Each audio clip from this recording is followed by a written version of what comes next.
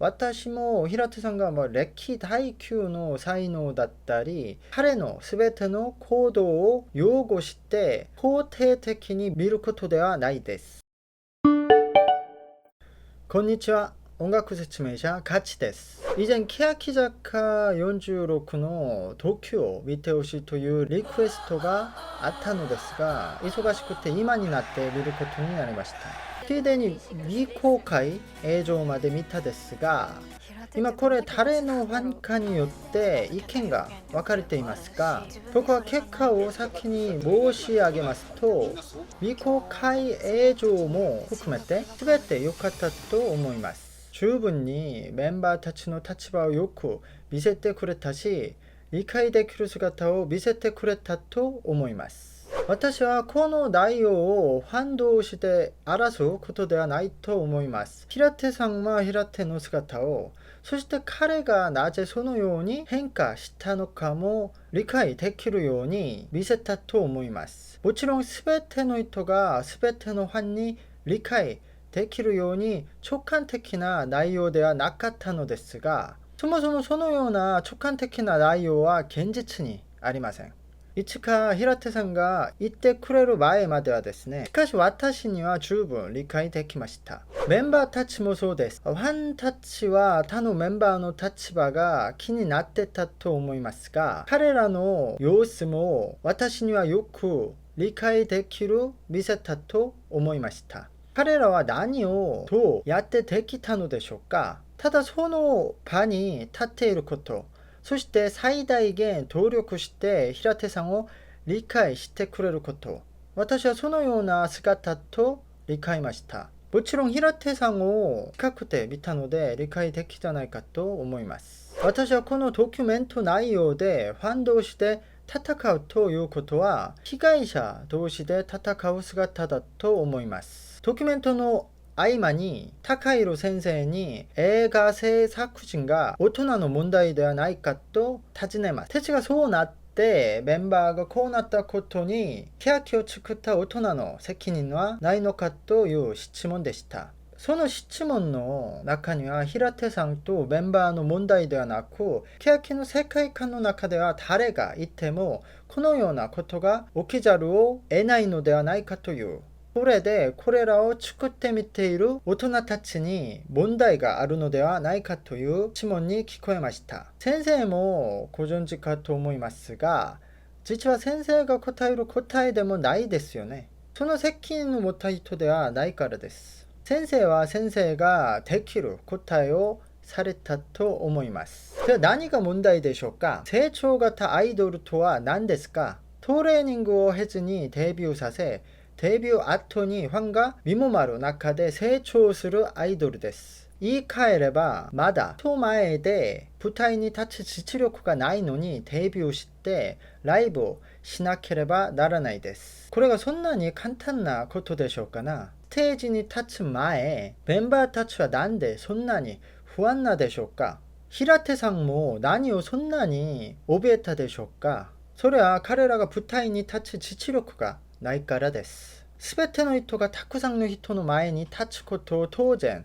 怖がります。そんな彼らの信じるところは、見ている人に悪口を言われない。ひいてはみんなに褒められる実力だけです。とても上手な人たちも震えるかもしれませんが、それでも彼らの頼るところは自分が舞台で歌が上手で、演技が上手で、踊りが上手で人々に褒め言葉をもらうことができるという信頼だけです。しかし成長型アイドルにとってはその最後の頼りがいがありません。だから失敗を誰よりも恐れるのです。多くの人に悪口を言われるのを恐れているからです。私たちが会社でも同じなのです。私が会社の内部事情によって雇用不安に巻き込まれるととても不安になります。それでも結局頼れるところは私の実力だけです。実力に自信があれば他の会社を早く調べて、会社からどんなジェスチャーが出ても少しは自信を持って対処することができます。しかし実力がなければ行くところもないし、会社から捨てられるかと戦々恐々と知っています。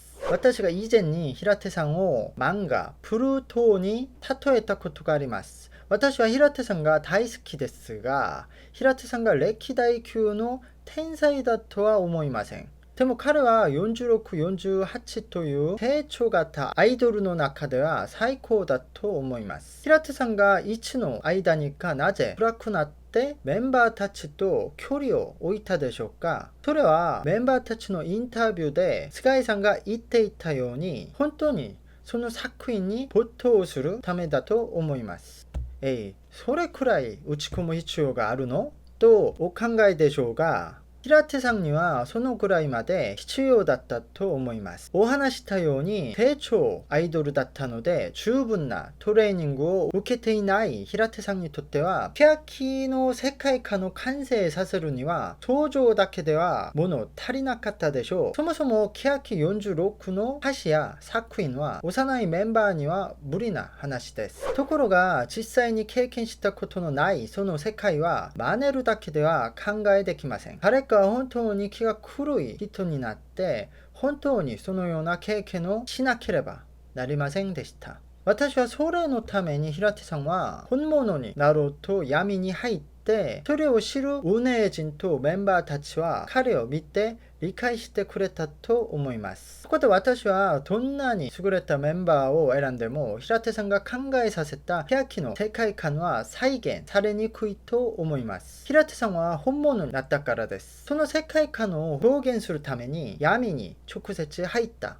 本物。そして平手さんの他にまた誰かがその本物になることもダメだと思います。それで私は今桜坂46が欅坂とほぼ同じ音楽をしながらもチーム名を変えて欅坂を見送ったのか理解しています。改めて誰かに本当の欅の世界観を負わせることはできないという判断だったと思います。その結果を見たし、それは一人にはひどすぎたからです。以前日本で私より欅を近くで見たスタッフさんが私にどうしてそんなに平手さんが好きなのかを聞いたことがあります。その言葉には結局平手さんも数多くのアイドルの一人でスタッフたちが作ったアイドルなのにどうしてそんなに褒めるのかという意味でした。申し上げたように私も平手さんが歴代級の才能だったり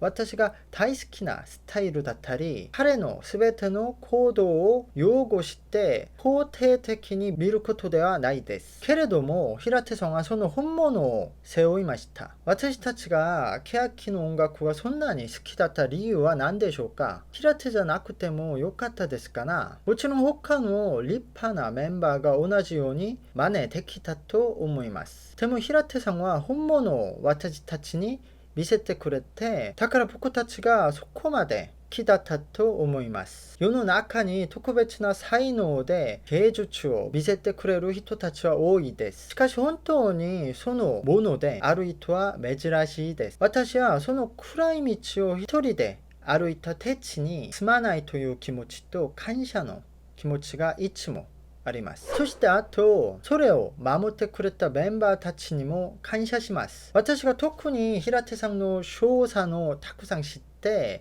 他のメンバーの実力について悪く話すと思って気分が悪い方もいると思います。私は平手さんのパフォーマンスについても不足な点は足りない話すので平手のファンの方々からも非難されますが、私は私の言うことが一方的な非難や言葉尻でなければ僕が芸能人とファンの皆さんにできる最善の助けだと思います。褒めてくれるだけ人は世の中に多いですから。メンバーも難しい荷物を分けられたのです。彼らも乃木坂や日向坂のような音楽を知ったならもっと能力を見せてくれてチャンスももらうことができるじゃないですか。しかし欅に入ってきたためにチームのコンセプトと平手さんのパフォーマンスの犠牲になった部分もあります。それで私は全メンバーは被害者だと思ってそれを感受しながら欅坂を作り上げた全てのメンバーに感謝します。これが私がドキュメンタリーを見ながら感じた